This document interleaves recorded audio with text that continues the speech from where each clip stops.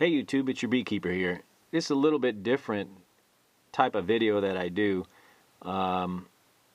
You probably don't know this, but I really like oil lamps. Vintage, 100-plus-year-old oil lamps are just really cool. I don't know what it is, but the ornate glass work, the tall stems, and I'm not a hoarder. Truth be told, I only have 4 oil lamps, and all 4 of them are very special to me. I inherited one, and then other ones were gifts from very special people. And they range anywhere. They're mostly from the Victorian era. They sit tall. They sit about 20 inches tall. All 4 of them are really tall. They've got these long stems. 2 of them are from the Victorian era, which puts them in the late 1800s. One of them is probably early 1900s, very turn of the century. And then one of them looks like it's from the 20s, just judging by how thick the glass is and how thick the base are and whatnot. Those are oil lamps, and I'm really trying not to become a hoarder of oil lamps. But this is a recent acquisition, and it was given to me by a very special person in my life who gave it to me for my birthday. This person knew that I like oil lamps. This person also knew that I don't want to become the crazy oil lamp hoarder. I talk about it all the time about hoarding. I've got a friend that collects clocks, old clocks, and he probably has 300 clocks in his house if he has one, and it's crazy. And he's into his 70s, and I'm like, you know what, when you go, somebody's gonna have to do something with 300 plus clocks. So I don't want to be that crazy guy and burden my children with having to figure out what to do with 100 oil lamps. So this is number 5, and this is probably, unless something really cool comes up, this is going to conclude my oil lamp collection. This is the only railroad oil lantern that I have. The only information I can find on this, and it's very limited, is this is probably early 1900s. It appears to be in fairly original condition, although I can't find something that is exactly like this on the interweb. So these are often referred to as tricolor oil lamps, railroad oil lamps, or they're also referred to as track walker oil lamps, because they were thought to be, the thinking behind this is these were used by the guys that would walk the tracks in the evenings and do maintenance and what's not.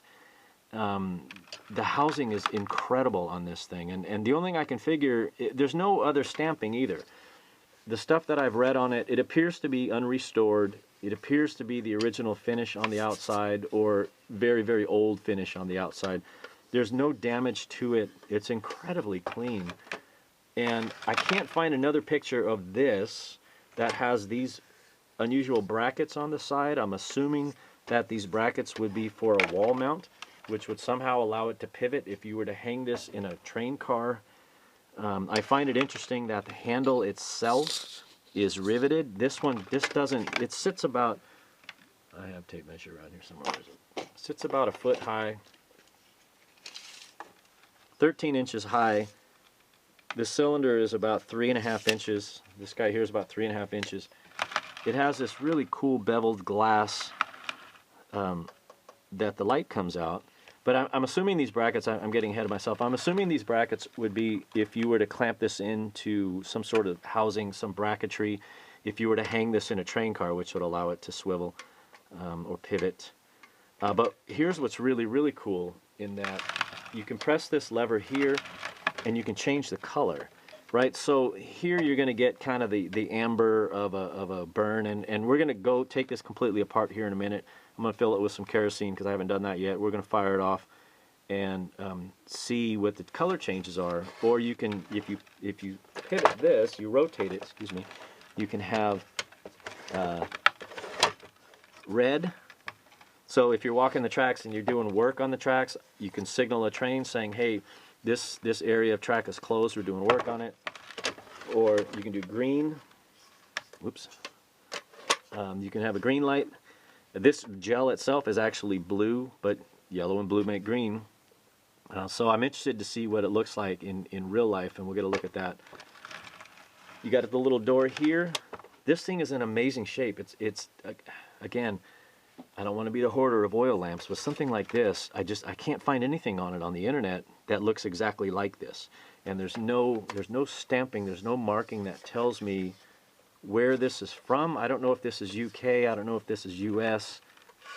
It's nothing, it's weird. So you get into here, and this is how you would light it. And you've got your the little arm here and the wheel to adjust the flame. But you can take the top out. So you have this guy here, which is your tricolors, and we're going to put a light cloth on there. These are plastic. So it can't be that old, because this is plastic, it's not metal. And by that old, it still probably is 100 years old, but it's in really, really good shape. You have your oil lantern itself assembly. Some of the reading, I found a little bit of reading on this. There's one guy, and I can't think of what his website is right now, but he talks about these track walker things. Actually, I can find it. Hold on. We'll cut to when. So there's a website, Jeff Polston, JEFFPOLSTON.com, that talks about these guys here, but it's still not this. It doesn't have the one that he has and he's displaying is very similar to this, but it doesn't have these little arms that have been riveted in the side. This one's super cool. It has a D-ring on the back, so you could hang this if you wanted to have this, just this, to have a work light or a living light, I guess, if you were in a train car somewhere. Relatively small oil reservoir, I'm assuming, and according to Jeff, again, I'm reading from him, but he assumes that that's small like this because it'll be pretty much a night's worth of light, and it works.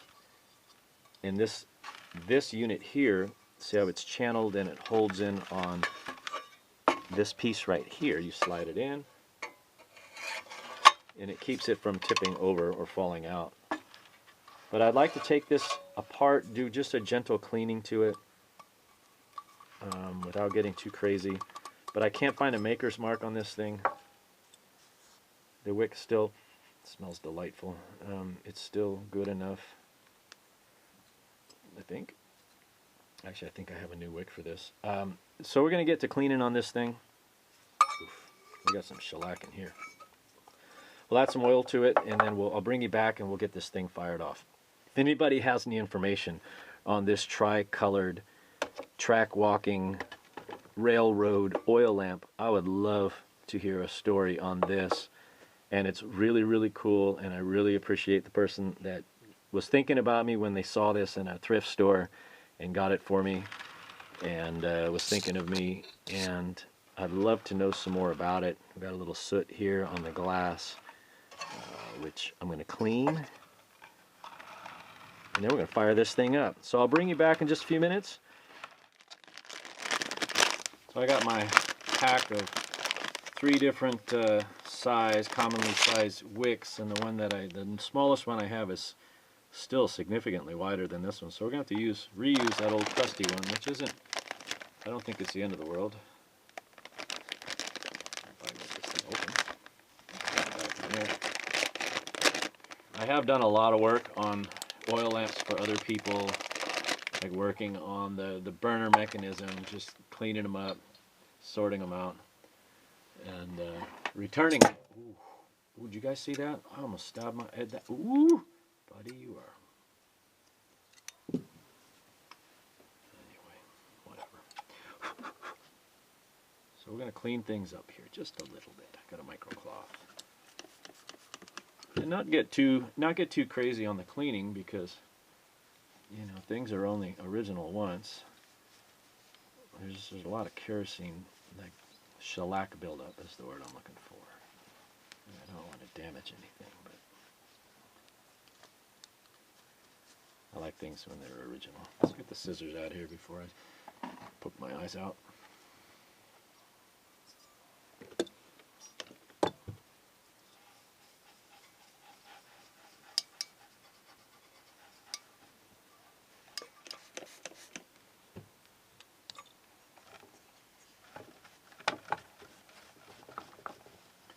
Somebody's probably yelling at me right now. You're doing it wrong. You're not supposed to use whatever the heck you're using. Windex. The microcloth.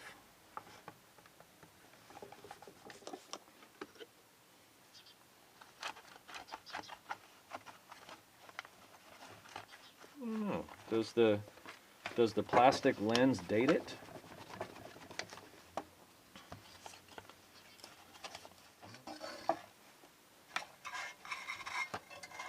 This thing here, I need to clean this glasses. Monkey, monkey.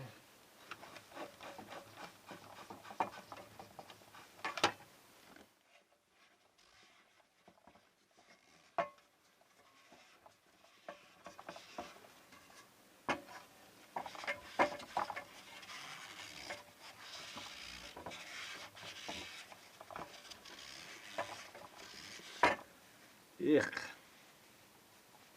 It's to be expected that you're gonna have soot.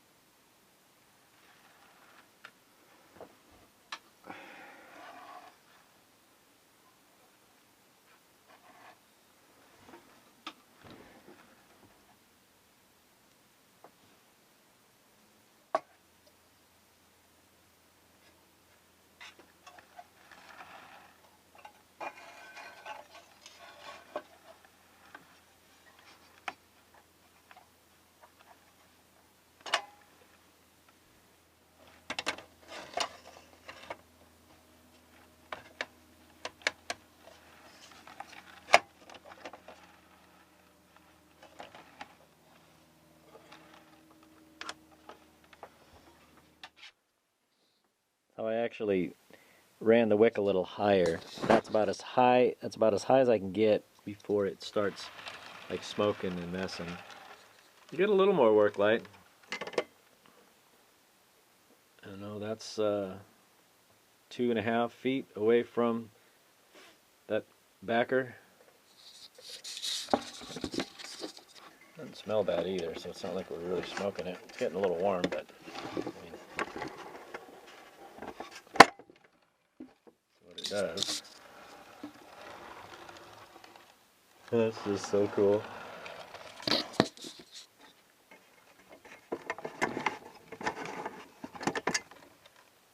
I don't know how well this camera picks up this low light stuff, but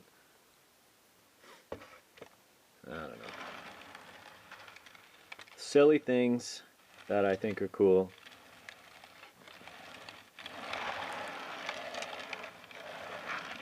It puts out more light than it did a minute ago.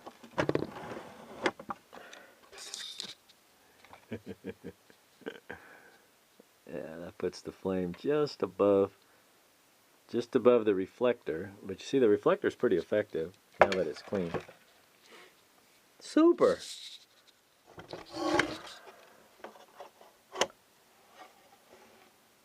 I guess the door doesn't really have an effect. You know, when you put a chimney on a, you put the glass chimney on a standard oil lamp, it makes a difference in how the flame shapes. This one it doesn't. So I guess the flame is determined by that ceramic, that housing that's around. Sorry, I'm looking at it at the same time I'm talking. I don't know. Like I said, it's the goofy things like this that are super cool. And I appreciate my friend Eddie getting this for me.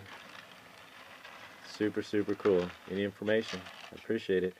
Just little lanterns like this are super cool, and I like it. What are you going to do? Add it to my collection.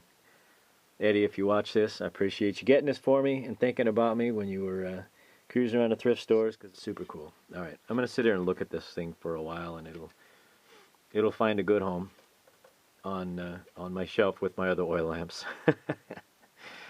And that's it. No more. Appreciate you guys watching. Thank you. Gotta go. Gotta run. See ya.